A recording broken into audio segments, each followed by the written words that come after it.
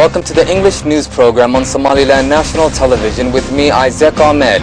Let's take a look at the main stories making headlines. President's spokesman held press conference on Cabinet Ministers' meeting on fiscal budget. Ministry of Fisheries and Marine Resources holds sector meeting for Director Generals of several ministries. Italy warned of toxic emissions by European Commission.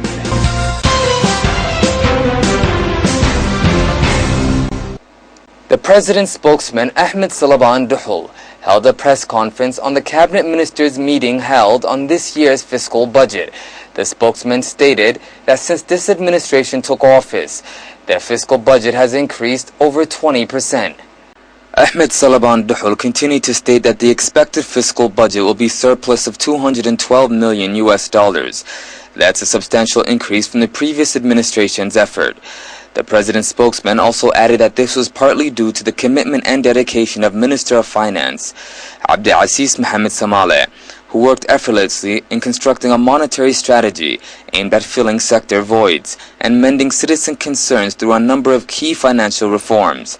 Ahmed Salaban Duhul added that the President of Somaliland, Ahmed Silanyo, was pleased with the substantial increase of over 20%. However, the President urged Cabinet Ministers to do more and work even harder at serving the interests of citizens. This administration has been acknowledged as not accepting success as an end, but rather beginning to more work, effort, and support. The President's spokesman encouraged the general public to play more of a role in the development of Somaliland. He stated that it's not the sole responsibility of the government, and instead it's the responsibility of everyone. In regards to the recent commencement of a major road construction project bridging the eastern regions of Somaliland, Ahmed Salaban Duhul confirmed that the Cabinet Ministers' meeting concluded with significant pledges to further support such an initiative. Somaliland's Ministry of Fisheries and Marine Resources held a consultative conference, also known as a sector meeting. Attendees included Director Generals from several ministries, representatives of local and international organizations, as well as members of civil society. Director General of Fisheries and Marine Resources Mohamed El Kaasa reaffirmed his ministry's desire to fill sector voids through cooperative measures with other respective bodies in the government, private and non-governmental organizations. The Director General explained that the purpose of a sector meeting is to address progress made, obstacles faced, and joint areas of cooperation that may resolve any possible challenges being faced by specific parties. He added that the government of Somaliland holds such meetings regularly, and much progress has been made since these meetings began, and results have shown these consultative conferences continue to play an instrumental role in improving sectors. The fisheries sector of Somaliland is an emerging component of its national economy. Numerous international fishing giants have shown interest in working with Somaliland's private and public fishing enterprises in hopes of exploring the vast fishing resources in national waters. Hargeysa's local government commenced a road construction project near Igal International Airport. Infrastructure development is a key priority for local governments working throughout the nation. In the particular case of this road development project near Igal International Airport, senior officials of Hargeysa's local government were present to address the project's aim. Mr. Obah, the local government official responsible for overseeing and implementing the project, stated that this road will provide access to Igal Airport from a different area of the city. He also added that there is only one main road that leads to the airport, and that road is overcrowded.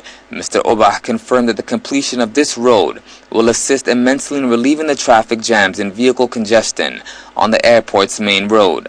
Mohamed Moge, the district whereby this road project is taking place, is located in the eastern part of the capital city Hargeisa. General Secretary of Marudi Cheh's regional government accepted donated food items from a local organization on behalf of those living in less than dire conditions.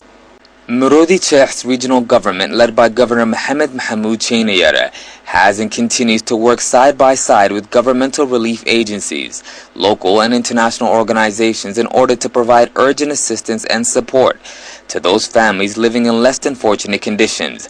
The General Secretary, present at the transference ceremony, expressed appreciation and gratitude toward the local organization responsible for donating the food items. The donation, comprised of flour, oil, and other urgent food necessities, was given to a number of families in need of such support. The General Secretary of Marudi Regional Government urged more local and international organizations to increase their support to those families living in dire conditions. Aineba's regional government held a meeting for local government officials as well as members of civil society. The purpose of the meeting was to discuss the recent act put into law, passed by Parliament and signed by the President, also known as the Road Development Law. Attendees of the meeting collectively emphasized the significance of the Road Development Law as the only method of actually improving the infrastructure of Somaliland. The law, expected to increase taxes on vehicles and livestock, will generate enough revenue to change the deteriorated infrastructure of cities and districts throughout the nation. The governor of Sarar, also present at the meeting, stressed the support of Aineba residents and regional government officials as a testament of the region's appreciation for prospective road development projects in Aineba. Other attendees pledged various forms of support, some financial, whereas others were informal pledges of livestock. All in all, the meeting concluded with a message of solidarity that the road development law passed and signed is welcomed and appreciated by those living in other regions of the nation. You're still watching the English news program on Somaliland National Television, the only Somali-speaking channel with an English news program. And now for international headlines in detail.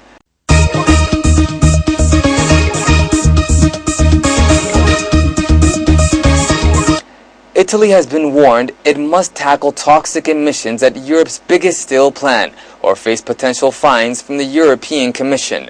Brussels says laboratory tests have shown heavy pollution of air, soil, surface and groundwaters at the Ilva plant in a nearby residential area of Taranto, the southern city where it is based. In June, the Italian government appointed a special commissioner to run the troubled plant, which is a massive local employer and oversees a costly cleanup operation.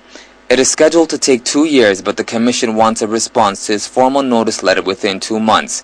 For protesters demanding the closure of the plant, this is not simply about complying with EU environmental directives. They say toxic emissions have caused abnormally high levels of cancer and respiratory illnesses. Thank you for watching. That's the end of our news program. Until next time, goodbye.